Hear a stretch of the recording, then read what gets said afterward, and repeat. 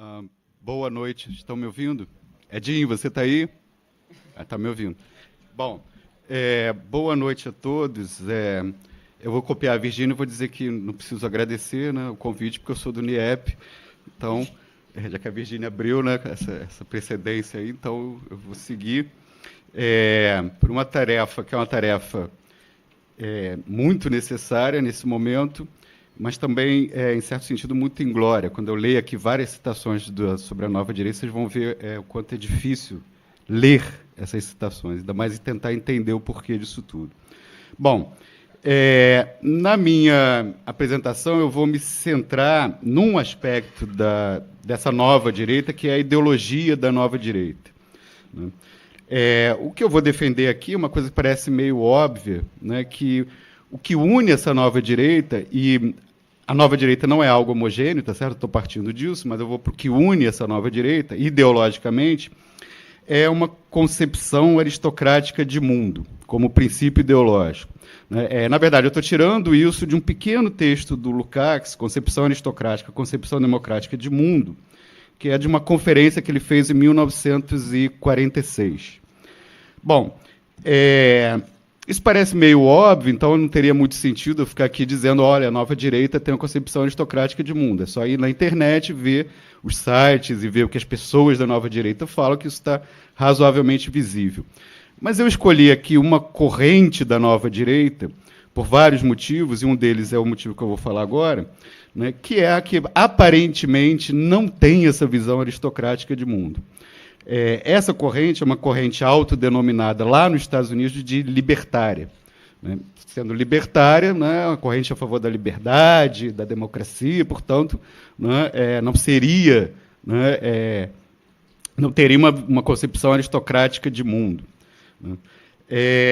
Bom, a primeira coisa a esclarecer aqui é quem são esses libertários, né? Os libertários nos Estados Unidos são um movimento bastante desenvolvido politicamente. Eles têm um partido organizado desde 1971, que é o terceiro maior partido dos Estados Unidos. Atenção, nos Estados Unidos não existem só dois partidos, e o terceiro é o Partido Libertário, né, que é o terceiro maior em termos de número de eleitores registrados, de número de votações e de candidatos que concorrem às eleições, principalmente às eleições locais. E todo ano eles têm candidato à eleição presidencial, como tem nesse ano. Além do Trump e da Hillary, existe um candidato do Partido Libertário. Aqui no Brasil, existem alguns clones de instituições libertárias nos Estados Unidos. Eu falei clones, mas, enfim, podem ser franquias, eu acho que é mais adequado para o caso, né? Como o Instituto Von Mises, o Estudante para a Liberdade, o Instituto Liberal. Bom, e o mais conhecido desses grupos, né, que ficou o mais conhecido recentemente, é aquele que parece estar virando assessor do governo golpista, que é o Movimento Brasil Livre, né, o MBL. Bom, a segunda coisa a esclarecer com relação aos libertários é justamente sobre o nome libertários, né?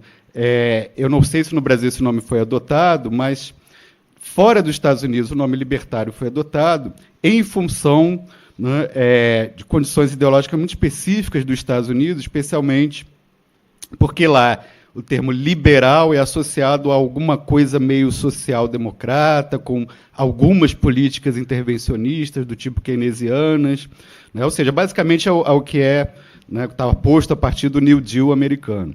Existe um segundo motivo para a adoção desse nome libertário, e esse é bastante importante a gente chamar a atenção, que eles se organizam politicamente a partir do final dos anos 60, contra aquela nova direita do final dos anos 60 e, para usar um termo da época, acho eu, né, a nova esquerda, né, dos anos 60, e, ao mesmo tempo, surfando na onda da nova esquerda, né? Muitos dos libertários defendem, aparentemente, coisas como direito ao aborto, descriminalização das drogas, união civil de homoafetiva, né? Então, aparentemente, os libertários são muito próximos da nova esquerda. Eu peço para reparar que isso é um fenômeno que se repete no Brasil, eles não são muito originais, né? As franquias, em geral, copiam, né, as filiais. Mas, no Brasil, o MBL surge, né, ganha força a partir de 2013, com as movimentações lideradas pelo MPL, certo? Que tem um pouco essa cara dessa nova esquerda, né, semelhante ao que seria a nova esquerda dos Estados Unidos na década de 60. Inclusive, hoje na internet, vocês vão ver uma porção de gente que acham que MBL e MPL é a mesma coisa. certo? Então, não foi nada casual o momento e a escolha do nome, né, desse MBL. Bom, partindo então para a questão ideológica propriamente, né, da ideologia dos libertários, né, o ponto de partida dos libertários é um conceito de liberdade, né, que é a liberdade definida como ausência de coerção, onde a coerção, né, é entendida como o uso ou a ameaça da violência física de uma pessoa sobre outra. Ou seja, é livre, sob esse conceito, aquele que não sofre coerção de outra pessoa. Esse é um conceito, né, muitas vezes criticado, corretamente criticado, porque ele é um conceito puramente negativo de liberdade, né? E negativo não no sentido valorativo, de ruim, mas negativo no sentido lógico, né? Liberdade é definida como não ser coagido por outra pessoa. Bom, mas o caminho que eu vou tomar, na verdade, não é o caminho de fazer essa crítica do caráter negativo desse conceito de liberdade, mas, na verdade, é sobre o conceito positivo de liberdade, positivo no sentido de liberdade definida como uma afirmação, né, desses grupos libertários. Tem várias formas, enfim, né, na ideologia, formas teóricas de enxergar esse conceito fundamental, esse conceito de liberdade, desde o utilitarismo até o direito natural, né, e aqui eu vou me utilizar de um texto, né, nessa parte, na maior parte da apresentação, do Murray Rothbard, que é um economista que segue o von Mises, enfim, fundador do von Mises Instituto, né, e esse texto é Por uma Nova Liberdade, um Manifesto Libertário, de 1973, né, onde ele deriva esse conceito positivo de liberdade a partir de uma reformulação da teoria do direito natural. Não vou fazer isso, o que eu vou chegar é o resultado final, né, que é que a liberdade é definida positivamente como o direito irrestrito à propriedade privada. Repare, primeira coisa, direito aí não tem o significado, como ele é derivado do direito natural, não tem necessariamente significado jurídico. Segunda coisa, isso não é nada de diferente da tradição liberal desde sempre, certo? Bom, esse conceito de liberdade positivo, na verdade, significa o quê? Que liberdade é aquele que faz uso da sua propriedade privada, e a propriedade privada aí é a propriedade sobre o corpo, ou sobre os meios de produção, ou sobre o produto, certo? De acordo com os seus interesses individuais. Né? Citando o Manifesto Libertário, abre aspas, liberdade é uma condição em que os direitos de propriedade de uma pessoa sobre o seu próprio corpo e sua propriedade material legítima não são invadidos, não são agredidos. Liberdade e o direito irrestrito de propriedade caminham juntos, ou seja, a liberdade, no sentido positivo para eles, é o direito restrito de propriedade privada. Bom, eu quero chamar a atenção aqui que essa definição de liberdade como direito irrestrito de propriedade privada, como sendo igual ao direito restrito de propriedade privada, né, é aquilo que o Lukács, naquele texto que eu citei aqui no início, chama da privatização do homem. Né? O homem aqui, o que é essa privatização do homem? O homem aqui é um ser privado, único e exclusivamente privado, que só entra em relação com os outros, né, para satisfazer os seus próprios interesses. É interessante que os libertários e os liberais, de uma forma geral, dizem que a sociedade não existe. Mas, quando a sociedade aparece, né, no discurso deles, ela é uma sociedade anônima, certo? Quase como uma sociedade comercial. Todo mundo é sócio, vai entrar ali em sociedade com os outros para retirar o seu dividendo, né, da relação social. Bom, isso fica explícito, de novo, no Manifesto dos Libertários, né, onde está escrito o seguinte: não há direito humano separável dos direitos de propriedade. Isso significa que ser humano é ser proprietário, certo? O homem é definido como proprietário privado. Tá? Ora, isso traz uma série de consequências. A primeira delas, né, é que se os indivíduos não são coagidos por outros, né, a propriedade seria o resultado unicamente, né, do esforço individual. Né? Ela é o resultado. Né? É somente, cada um individualmente, isoladamente, é o único responsável por ter ou não ter propriedade. Bom, isso significa que a desigualdade econômica, e a desigualdade econômica fundamental é a desigualdade de propriedade, certo? Ela é explicada única e exclusivamente pela pelas diferenças entre os indivíduos. Né? Se o homem é um homem privatizado, né, se o homem é definido pela sua propriedade, né, aqueles que têm mais propriedades são mais humanos do que os que têm menos, nesse discurso. Certo? Ou seja, aqueles que têm só a propriedade do seu corpo, só da força de trabalho, para eles são menos humanos do que aqueles que têm mais propriedades. Ou seja, o resultado disso é que o mundo é dividido entre superiores e inferiores. Certo? As diferenças dos indivíduos são transformadas numa hierarquia. Né? E dessa forma, aquele conceito de liberdade restrita, né, ele se transforma, ele se revela como uma concepção aristocrática de mundo. Tudo isso é muito sutil, né? É difícil de perceber isso no discurso, porque fica parecendo incoerente. Bom, mas eles são a favor da liberdade, da democracia, no entanto, tem uma visão aristocrática. Não é? Por onde que passa isso? Como é que se chega de uma coisa a outra? Né? Ora, se chega de uma coisa a outra, transformando o homem, né, em proprietário privado, privatizando o homem, né, e transformando diferenças em hierarquias a partir disso. Né? Bom, isso é muito difícil de capturar, mas não é difícil de perceber esse resultado. Tá? A questão toda é o que justificaria essas diferenças hierárquicas, né, que no discurso dos libertários são diferenças hierárquicas. Aqui existe uma porção de justificativas diferentes para uma concepção de mundo aristocrática. Né? O que é comum a todas essas concepções de mundo aristocrático, todas essas justificativas, né, é que elas se baseiam em algo metafísico. Né? E metafísico aqui quer dizer algo fixo, imutável e sem nenhuma determinação social. Eu vou citar pelo menos 3, porque elas são muito comuns no discurso da nova direita hoje. Né? A primeira delas é que essa diferença seria uma diferença natural. A natureza fez alguns melhores do que outros, certo? Segundo essa concepção aristocrática de mundo. E essa natureza é uma natureza fixa, imutável, o homem não mexe nela, tá certo? Ela é transcendental, né? E, portanto, seria uma justificativa de algo que uma hierarquia, uma suposta hierarquia que não poderia ser superada. Né? A segunda justificativa, e essa no Brasil da direita de hoje é bastante comum, né, é que, bom, alguns são escolhidos por Deus, certo, para serem os melhores, para serem a elite.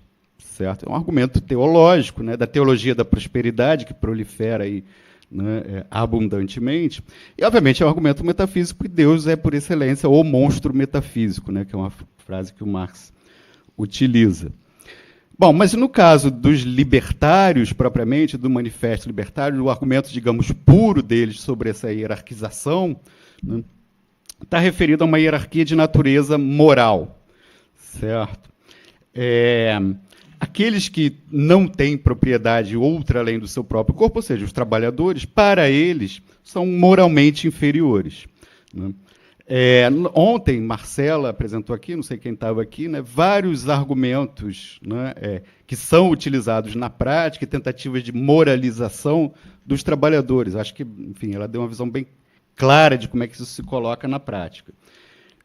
Eu vou citar aqui, né, uma parte do Manifesto Libertário, por favor, segurem o estômago, tá? Em que isso fica muito claro, essa visão moralista, né, de uma hierarquia moral, né, preconizada pelos libertários. Né? Nessa citação, classes aqui significam classes de renda. Tá? Ele diz o seguinte, o Rothbard, no Manifesto Libertário: os membros da classe alta e da classe média tendem a ser orientados para o futuro, determinados, racionais e autodisciplinados. As pessoas da classe baixa, por outro lado, tendem a ser fortemente orientadas para o presente, são impulsivas, hedonistas, indecisas e, portanto, incapazes de possuir um emprego ou uma carreira com qualquer consistência. E mais adiante, a conclusão, em resumo, o sucesso econômico das pessoas tende a ser resultado, no longo prazo, de sua própria responsabilidade interna, em lugar de determinados fatores externos. Né? Como os liberais sempre insistem. O sempre insiste é bastante importante, porque isso significa que essa concepção aristocrática de mundo não estava ausente do liberalismo, nunca. Certo? Ela podia estar mais ou menos atenuada, mais ou menos disfarçada, mas ela sempre esteve presente. Tá? Enfim, tem vários autores onde a gente poderia ver isso. Eu vou lembrar de um, já que eu sou economista, não parece, pelo que as coisas que eu estou falando aqui. Né? Melhor, eu sou economista, não, eu tenho deformação intelectual em economia. Né?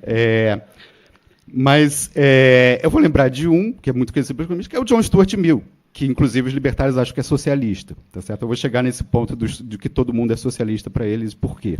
Né? Mas o John Stuart Mill, por exemplo, tinha uma visão aristocrática e era um liberal, certo? Entre os mais educados, os mais cultos, os mais refinados, e os menos educados, os menos cultos e os menos refinados. Isso em 1840 e alguma coisa, se não me engano. Tá certo? Então, a visão aristocrática de mundo não é incompatível com o liberalismo, muito pelo contrário, ela é central para o liberalismo. E isso é muito importante para a gente pensar a nova direita hoje, atacar isso, né, porque existe uma fumaça ideológica como se o liberalismo, né, fosse o contrário de uma concepção aristocrática de mundo. E aí as pessoas veem, o fascismo, não sei o que. Bom, depois eu vou falar da relação entre as duas coisas brevemente, né, mas a nova direita é essencialmente uma nova direita liberal aristocrática, certo? Bom, eu quero fazer duas observações aqui em relação a essa concepção aristocrática dos autodenominados libertários. Tá?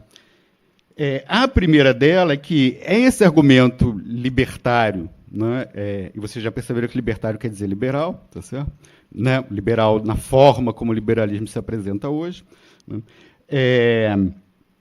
esse argumento libertário, na sua forma pura, né, diferente da forma pura de outros argumentos aristocráticos, como da nobreza feudal, ou o do próprio nazismo e do fascismo, ele prescinde, para dividir as pessoas entre os melhores e os piores, ele prescinde de origem, né, ele prescinde de etnia, ele prescinde de gênero, ele prescinde de nacionalidade. Certo? Isso não significa que essas outras justificativas ou essas outras fundamentações ideológicas de concepção hierárquica de mundo, né, não possam se fundir com a concepção liberal. Na prática, a gente vê tudo isso fundido.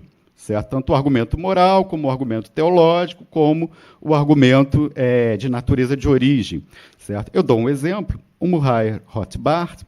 Hoje eu não vou falar do von Mises, tá certo? Vou falar só do Rothbard.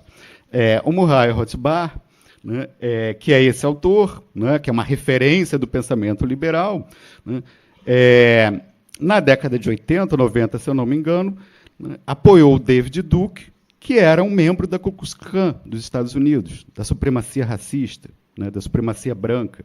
Tá?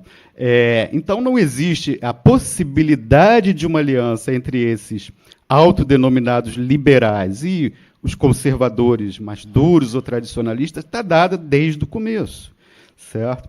Né? É o que eles chamam do pálios libertários. Né? E está dada por quê? Bom, não só por isso, mas porque a visão ideológica é a mesma, de uma concepção aristocrática de mundo. Certo? A segunda observação é que, bom, se esse argumento aristocrático prescinde dessas diferenças de nacionalidade, né, de etnia, de gênero, etc., etc., ele se torna aquilo que eu vou pegar emprestado do Humberto Eco, né, que é um elitismo popular. Humberto Eco fala isso sobre o fascismo. Né. Isso significa o seguinte: qualquer um pode ser da elite. Olha que coisa linda. Está vendo? Não importa onde você nasceu, se você é homem ou mulher, você pode ser da elite. Certo? Repare o seguinte, só depende de você, você tem que ser empreendedor. Certo? Se você se tornar um empreendedor, você vai chegar à elite. Certo? Mas repare, isso não prescinde da existência de uma elite, né, e de uma massa, né, de superiores e inferiores. Tá claro? Esse argumento não prescinde disso, ele simplesmente coloca isso em abstrato e generaliza para todo mundo. Tá? Isso significa o seguinte: essa visão aristocrática passa a ter um caráter democrático e popular. Certo? Já que todo mundo pode ser elite, então, aparentemente, o argumento é democrático. Certo? Né? Por aí a gente percebe a força, o tamanho da força desse tipo de ideologia. A gente é capaz de entender como manifestações de extrema-direita, eu estou dizendo que não é só esse é o único fator, de novo, meu objeto aqui que eu estou trabalhando é o fator ideológico, como é que isso é capaz de trazer milhões de pessoas para manifestações que são manifestações de extrema-direita, certo? Porque qualquer um ali pode se sentir elite, certo?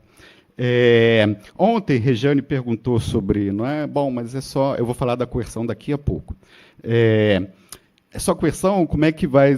O consenso, né? Onde é que está? Bom, essa é a forma do consenso, certo? Esse elitismo popular, de que qualquer um pode ser da elite, desde que seja empreendedor, responsável, etc, etc, etc.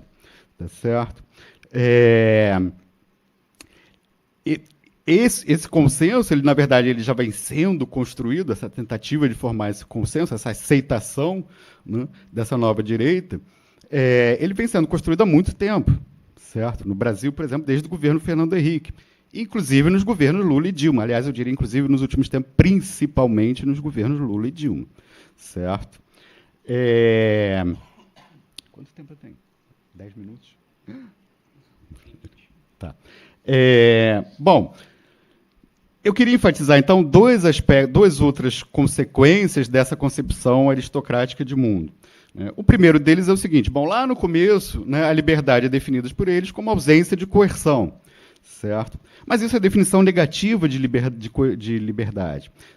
Quando a liberdade passa a ser definida como, né, o direito irrestrito de propriedade privada, o próprio sentido do que é coerção se modifica, certo? Ora, a coerção, quando a liberdade é definida como direito restrito de propriedade privada, a coerção passa a ser qualquer ameaça, de qualquer forma, à plena liberdade da propriedade privada. Veja bem, né, o que é entendido como coerção ou restrição da liberdade, no sentido dos libertários, né, não é apenas o uso ou ameaça do uso da violência física, certo? É qualquer restrição à propriedade privada, certo? Seja essa restrição violenta ou não. Tá? Por exemplo, estabelecimento do salário mínimo. Ora, isso é uma violência, certo? Porque é uma restrição à propriedade privada, né? E a liberdade do homem só existe com o direito absoluto de propriedade privada, segundo os libertários, certo? Ou seja, aquilo que aparentemente é uma coisa libertária, né, se torna o seu contrário, certo? A coerção, né, nesse sentido aí, ela não diminui, mas ela se amplia, certo? Né?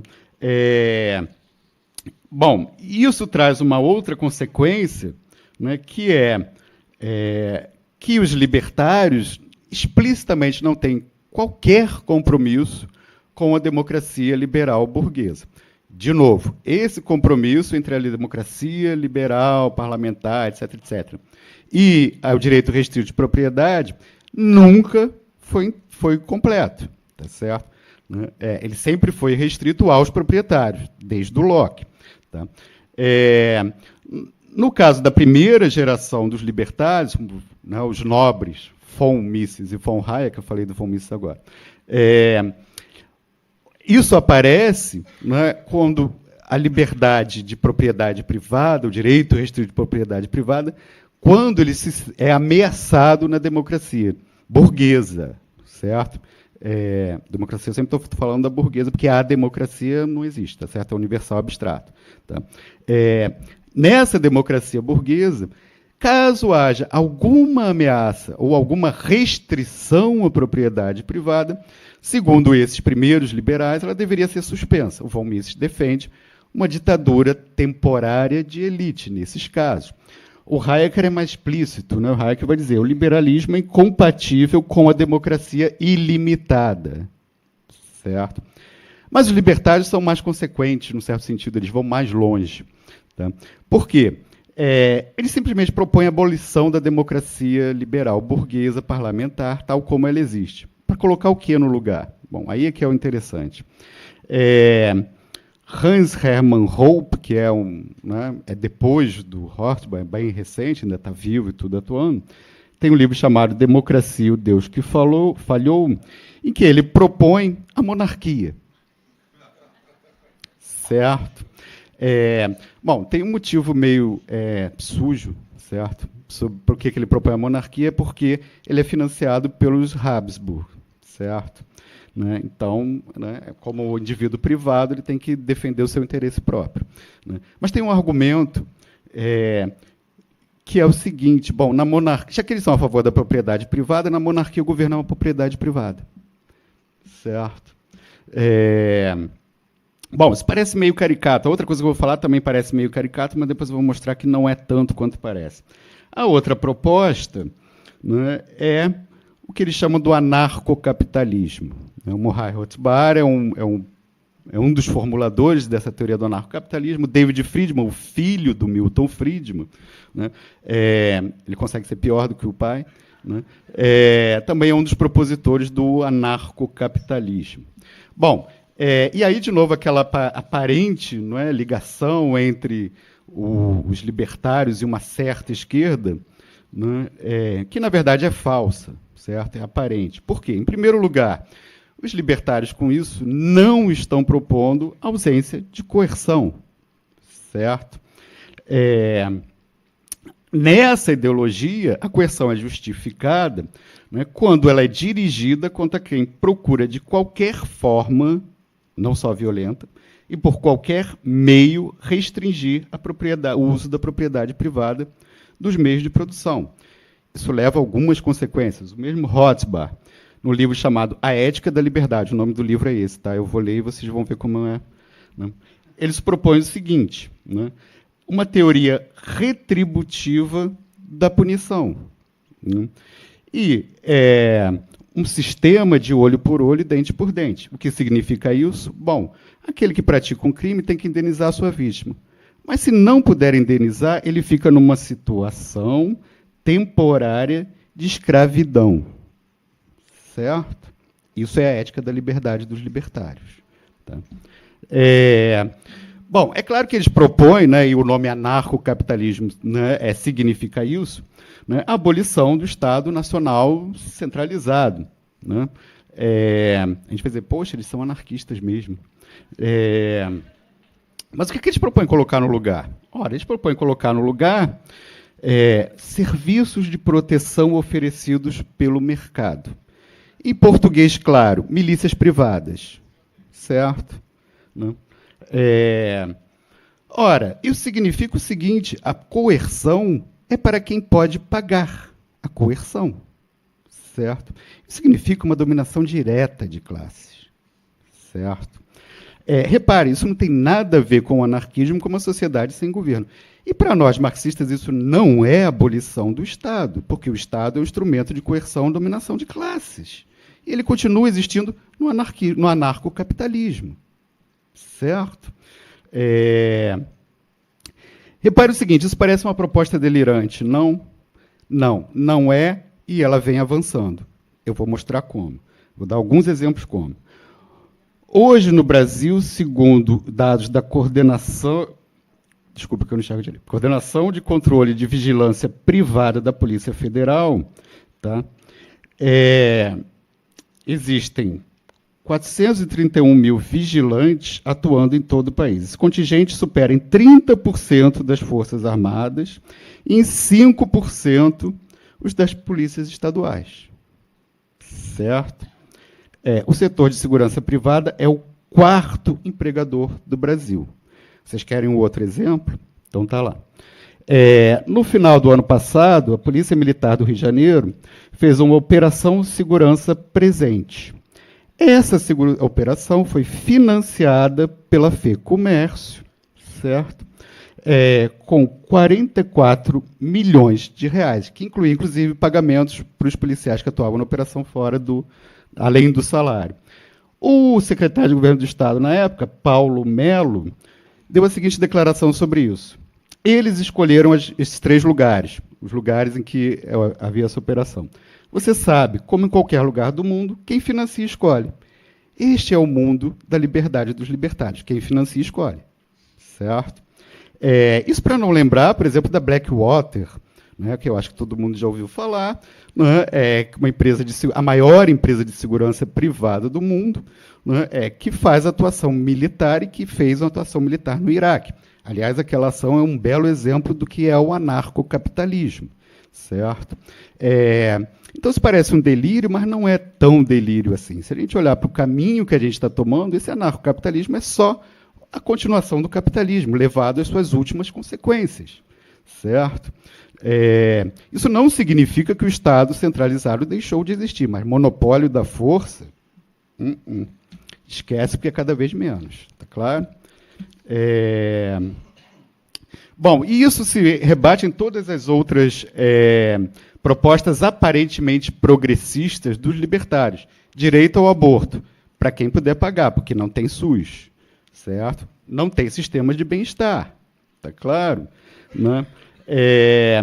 Discriminação. Ora, pense bem, e isso todos os libertários falam, a sociedade libertária, que eles imaginam uma sociedade em que há o direito de discriminar. Porque a discriminação está contida na própria propriedade privada. Se o cara é proprietário privado e tem o direito de uso irrestrito da propriedade, ele pode discriminar, certo?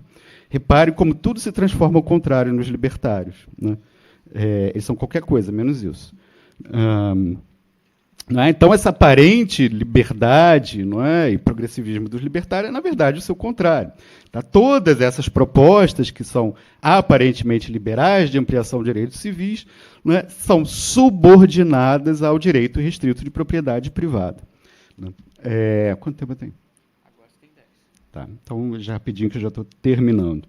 Bom, tem uma segunda observação que eu quero fazer aqui com relação aos libertários, se refere à substituição da história pelo mito ou a falsificação da história, ou pior ainda, o revisionismo histórico, certo? Murray Rothbard, de novo, a minha vítima de hoje, ele era a favor do revisionismo histórico. Por revisionismo histórico, eu estou falando do revisionismo histórico mesmo, o revisionismo do Holocausto, certo? Bom, como é que se faz esse mito? Né? Como é que se transforma a história de mito? Isso, como é que se falsifica a história nos textos dos libertários? Tá? O primeiro passo desse mito é transformar o presente em passado. Certo? No Manifesto Libertário, tá? Murray Rothbard diz o seguinte: desde o final do século XIX, abre aspas, a velha ordem contra a qual o liberalismo clássico tinha lutado retornou. Nós vivemos, isso em 1973, tá? Numa versão disfarçada do velho regime. O velho regime é o absolutismo. Ou seja, essa sociedade seria um abre aspas, feudalismo industrial, abre aspas, Estado corporativo neomercantilista. Ora, se é possível para alguém, em 1970, acreditar que vivia na velha ordem do velho regime, é possível, certo? Na década de 2016, onde nós estamos, né, tem muita gente que ter a convicção, embora não tenha provas, de que o Obama é comunista, de que o Lula é comunista, de que até o Temer é comunista, certo? Né? Essa loucura é fundamentada, certo? Fundamentada numa ideologia, né? Mas ela não é só uma loucura. Certo? E ela não é à toa. Tá? Por quê? O segundo passo, qual é o segundo passo do mito? Bom, uma vez que o presente foi transformado em passado, o passado foi transformado em presente, o presente é transformado em futuro. O capitalismo nunca existiu. O liberalismo nunca existiu. Não completamente, ele só existiu na ideia. Certo? Ayn Rand, outro farol dos libertários, né? No livro A Virtude do Egoísmo. O título fala por si só. Né? Ela diz o seguinte: um sistema puro de capitalismo jamais existiu, nem mesmo na América. Vários graus de controle governamental o estavam boicotando e distorcendo desde o seu início. O capitalismo não é um sistema do passado, é um sistema do futuro. Para isso aqui, né, e eu acho que isso é porque que a nova direita, que não é nova e antiga, aparece como nova, né, eu acho que é aplicável uma outra afirmação do Lukács, num contexto diferente, sobre um mito em Nietzsche, num texto chamado Nietzsche como precursor da estética fascista. Nesse texto, o Lukács vai dizer o seguinte: o mito se apresenta, abre aspas, como uma radical novidade histórica. A defesa dos princípios do capitalismo aparece, assim, como um assalto radical contra a sociedade atual, ou seja, converte-se numa atitude pseudo-revolucionária. Isso ajuda a gente a entender muito essa nova direita. Por que tantos jovens aderem à nova direita? Porque eles são revolucionários. Eles vão trazer a sociedade do futuro, que é o capitalismo nesse discurso. Certo? O que há de novo na nova direita é que ela se apresenta como nova. A maior parte desse discurso libertário é o discurso liberal levado ao seu extremo, na sua forma mais pura. Certo? Só que ele é trazido como sendo algo novo, diferente, que vai nos libertar do terrível comunismo do Temer, da Dilma, do Lula e do Obama. Certo? Isso é extremamente perigoso. Certo? Porque esse discurso é um discurso sedutor. Certo? Ele tem uma força ideológica imensa. E acho que é extremamente importante hoje a gente entender esse discurso ideológico, essa ideologia, e desfazer esse discurso, mostrar o que está por trás dele, ou melhor, o que está, né, subjacente a ele. Certo? Sem isso, nós, de esquerda, só vamos continuar perdendo fileiras. Certo? Enfim, era isso, eu já falei demais. Tá? Acabou. Chega.